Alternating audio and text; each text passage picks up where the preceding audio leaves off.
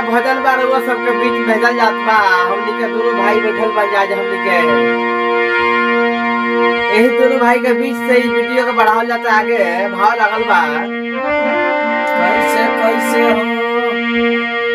अरे हमारा से प्यार कैलू अरे दूसरा से सदिया हो हम ना जानानी भैया हाय हाय हमारा से प्यार कैलू आ दूसरा से सदिया हो हम ना जानानी एतना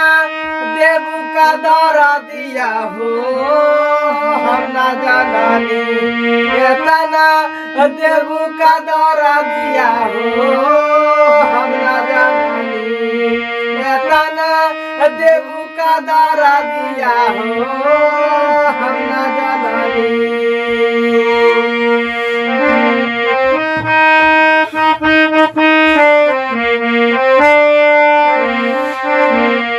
अरे रब से भी ज्यादा तो हमें रहे विश्वास हो रब से भी ज्यादा तो से विश्वास करनी हाय हाय हाय हमार जान तो हमका भुला गई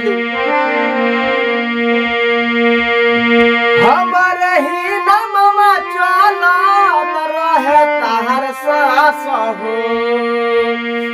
रब पे भी ज्यादा तो हमें करी विश्वास हो हमारे ही नमवा चलत रहे तोहर सास हो अरे नकिया न बादी को के